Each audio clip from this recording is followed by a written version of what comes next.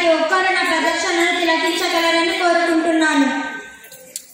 ఆడది అపలని, ఆట బొమ్మని, అసక్తురాలని, అసమర్థురాలని, మన బొమ్మని, కీలు బొమ్మని, వంటింటి కుందేలని, నోటికొచ్చినట్లు కారు కూతలు కూస్తూ చెత్తవాకుడు వాడ శత్రుసేనలకు యుద్ధ రంగంలో నా పదునెత్తిన కరవాలంతో బదులించి పొలిమేరలు దాటేలా ఉరిపించి నా సైన్యాన్ని గెలిపించి నా సత్తా ఏమిటో చూపించి ఎగతాళి చేసిన రోళ్లతోనే జయ హో వీర నారీమణి అంటూ వినయంగా తల వంచి పొగిడేలా చేసిన తెలుగు బిడ్డను, సువిశాల కాకతీయ సామ్రాజ్య చరిత్రలో ధృవతారగా వెలిగిన మహారాణిని, గణపతి దేవుని గారాల ముద్దు బిడ్డని, రాణి రుద్రమదేవిని. మా తండ్రి గణపతి దేవుడు తనకు పుత్రులెవరూ లేనందున నన్ను ఆడపిల్లలాగాక అచ్చం మగ పిల్లవాడిలా రుద్రదేవుడు అని నామకరణం చేసి కత్తి సాము గుర్రపు సారీలతో పాటు సకల కళా విద్యలు నేర్పించి పట్టాభిషేకం చేశాడు.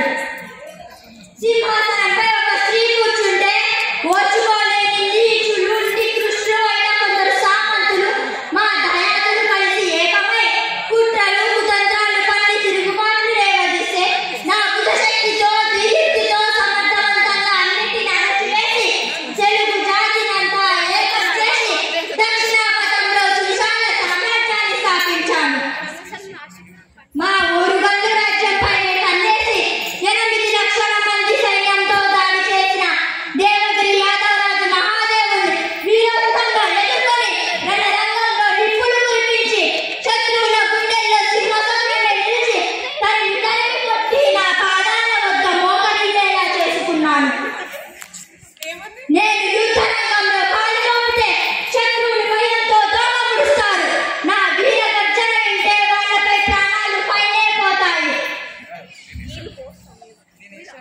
రణరంగంలో ఎటు చూస్తే అటు నేనే వీర విహారం చేస్తుంటే గడగడ గడ వణికిపోతారు. నా వీర గర్జన వింటే వాళ్ళపై ప్రాణాలు పైనే పోతాయి. నా 27 ఏళ్ల పరిపాలన కాలంలో అన్ని రంగాలలో సమగ్ర అభివృద్ధి సాధించి నా 27 ఏళ్ల పరిపాలన కాలంలో అన్ని రంగాలలో సమగ్ర అభివృద్ధి సాధించి ఓరుగల్లును మహాసామ్రాజ్యంగా విస్తరించడమే గాక కళల కానాచిగా తీర్చిదిద్దాను. సంగీతం, సాహిత్యం, శిల్పం, నృత్యాలకు పెద్ద పీట వేశాను. పేరుని తాండవం ఆవిర్భవించింది మా కాలంలోనే. కట్టించిన కోటలను, చెక్కించిన శిల్పాలను, నిర్మించిన గోపురాలను చూస్తే తెలుస్తుంది మా శిల్ప కళా వైభవం ఎలాంటిదో.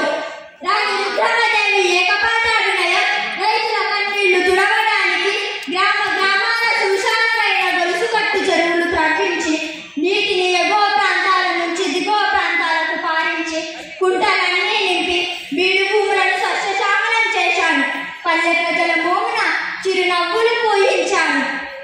నా కంట ముందు సరైన వైద్యం అందగా ప్రసవ వేదనతో ఒక మాత్రం ముట్టి మరణిస్తే ఆ వేదనతో తల్లడిల్లి మరే ఆడబిడ్డకు అటువంటి పరిస్థితి రాకుండా రాజ్యమంతా ప్రసూతి వైద్యశాలను ఏర్పాటు చేయించాను.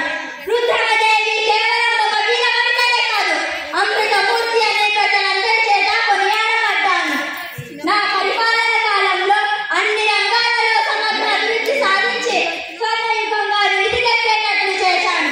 పరిపాలన అంటే రుద్రమదేవి గారి తన తరాలు చెప్పుకునేటట్లు అమ్మల కమ్మడి పాలన అందించాను. ఒక పక్క పౌరుష పరాక్రమాలకి, మరొక పక్క ప్రేమ ఆప్యాయతలకి మారుపేరు గదిలిచి అజరామర కీర్తిని సంపాదించి తెలుగు తల్లి ముద్దు బిడ్డగా వెలుగొందాను. జై కాకతీయ తల్లి, జై తెలుగు తల్లి, జై తెలుగు తల్లి, జై తెలుగు తల్లి. నాలో ఉన్న ఈ చక్కని కళను ప్రదర్శించడానికి నాకు అవకాశం కల్పించిన తెలంగాణ సాహిత్య అకాడమీ కార్యదర్శి అయిన డాక్టర్ నామోజు బాలాచారి గారికి, తెలంగాణ సంగీత అకాడమీ చైర్పర్సన్ ఆచార్య అలేఖ్య పుంజాల గారికి మరియు